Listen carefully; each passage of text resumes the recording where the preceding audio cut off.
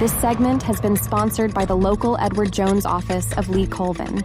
The host of this show and Edward Jones have an existing business relationship. This event is not a testimonial of the services provided by Edward Jones financial advisor, Lee Colvin.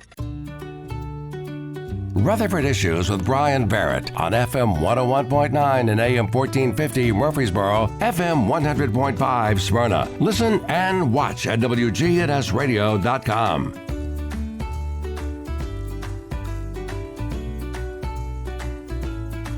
And we're back here on Rutherford Issues, powered by Middle Tennessee Electric. Take control of your energy usage with the MyMTE app. Track your usage, pay your bills, report outages anytime. That's with the MyMTE app. Well, joining me this morning, Lee Colvin, Edward Jones financial advisor. Good morning, sir. Hey, Brian. Well, Good day, buddy. It'd be nice if I turned your mic on. I thought. This new board that we've had for 2 years that you noticed this morning. But you did notice a change. I mean, you've changed the whole place. I mean, it's amazing what a little paint will do, isn't it? At least the weather window has not changed. Oh, no, it will never change. Thank goodness. Just as obscured and, dirty as ever. No, we have, the weather window is probably 3 foot by 6 foot, something like that. Right. Yeah.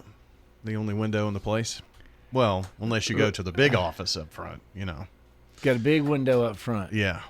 But it's Absolutely. also about 10 degrees hotter in that office, I've noticed. Yeah, I like it back here. Yeah. It's good back here. It's nice and cool. That's right. Yeah. Just like you. Oh, he's smooth, folks. He's smooth.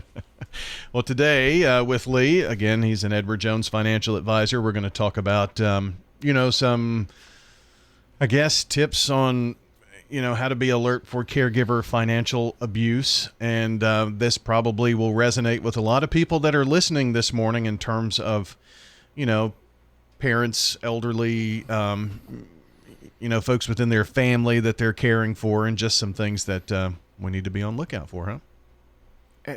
It's a shame, Brian, that we need to discuss this, but we definitely need to discuss this in today's environment. The question I might have is, do you have a parent or other elderly relative who may soon need a caregiver?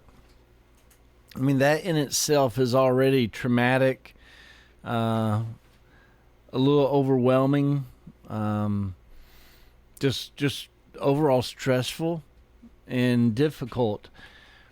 But if you do have someone in that situation, you want to be diligent when selecting the right person for the job, because choosing the wrong person could lead to some big financial problems that we just want to make folks aware of today.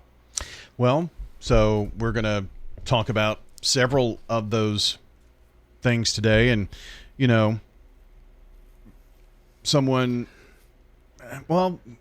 close family members, friends, those are people that can sometimes serve as a caregiver for, a loved one. And you might think trustworthiness and honesty and good judgment, all those things, but you really have to do your homework in hiring a caregiver.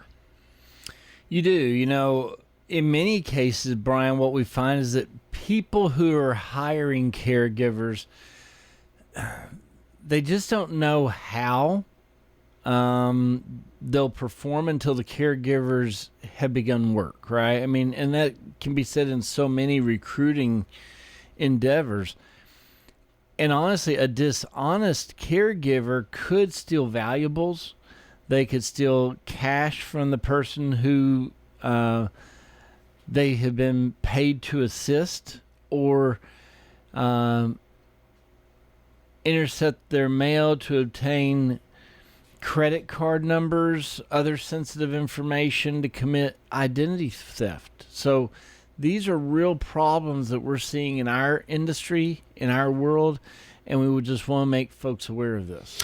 So we're going to talk about, if you enlist a caregiver and are maybe beginning to have some doubts or whatnot, there are some signs, some warning signs of possible financial abuse that we're going to talk about today, and kind of list some of those. And Lee, why don't you just kick us off with just some of the general ideas about maybe things that we should be watchful and mindful for?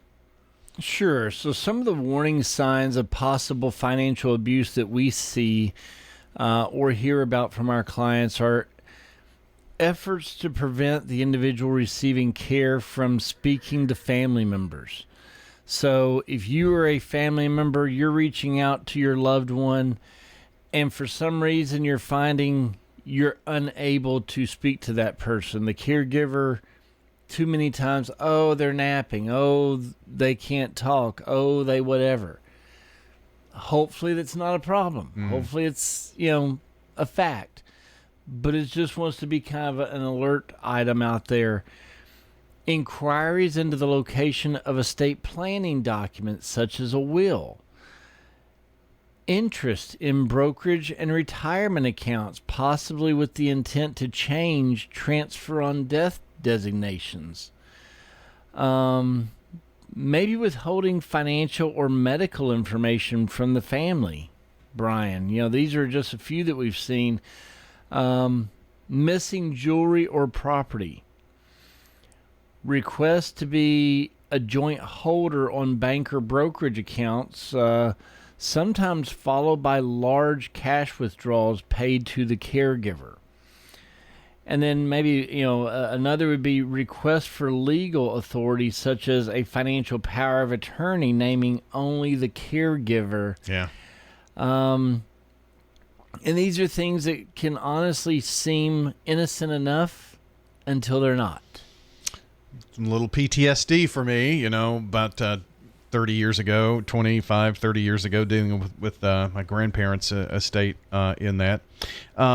Let's dig down a little bit more about that financial power of attorney. Maybe talk about any particulars about that. That seems to give a lot of authority to one person. It can. The request for the financial power of attorney, or the POA, is particularly concerning because of the scope of duties that are covered by the type of authority. And that's why it's so important that all family members understand what a financial POA can and cannot do. A general financial POA provides the agent with the authority to act on behalf of an individual's finances, while a limited financial POA gives the agent the authority, not only for certain actions, Brian, such as paying bills, making withdrawals, or even opening or closing accounts, but a general financial POA and even a limited financial POA, while both of these can be durable, it means that they can take effect once they're executed or springing, which is contingent on a specific event, such as a physical illness, a mental incapacity, or even a hospitalization. Yeah. Lee Colvin with us today. We're talking about some things to be alert for in caregiver financial abuse and those possibilities, and this power of attorney, the person that's given that POA, that power of attorney. Unfortunately, in some cases, that's maybe what begins that abuse, or at least opens the door for that to happen. Certainly, while some POA agents have abused their responsibility by stealing money, making unauthorized transactions, and even attempting to change the beneficiary designations on retirement accounts or insurance policies owned by the people for whom they provide care. Mm-hmm.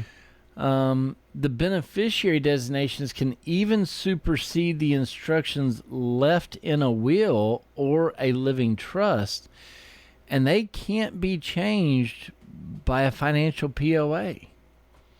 Well, if you suspect maybe financial abuse by a caregiver, maybe what are some things that we should do? maybe just to even just begin looking at that. Even suspicions, deserve a follow-through. I would say, one, consider contacting your loved one's financial advisor or attorney if you know who they are. While they can't share information with you, they can check for red flags. They can contact your loved one directly.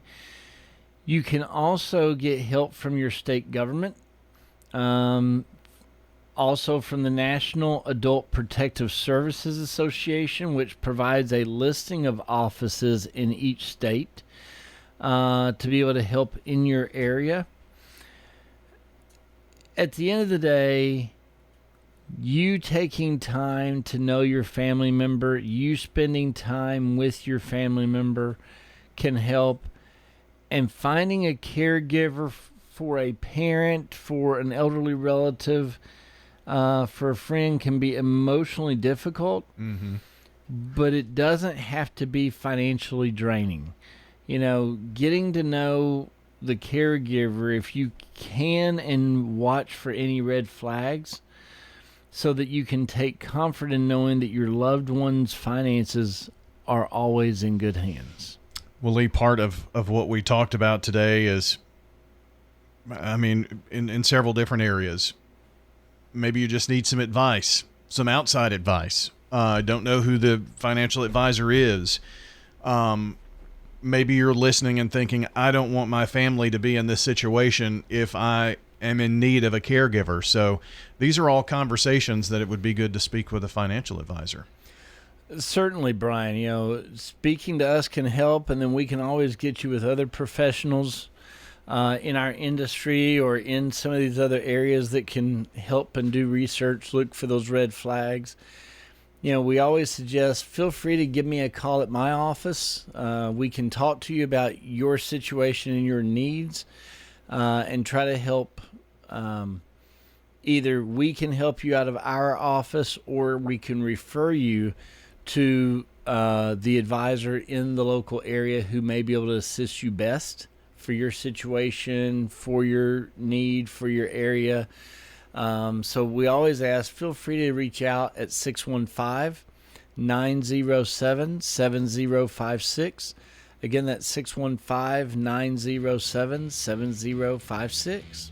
Lee, as always, appreciate it. Good information today. Thank you so much, Brian. Have a great day, buddy. You too. And we will put this on the podcast at WGNSradio.com under podcast. Look for Rutherford Issues. Wherever you listen to audio, you can watch it on Big G TV. Some very important information you'll want to check out today.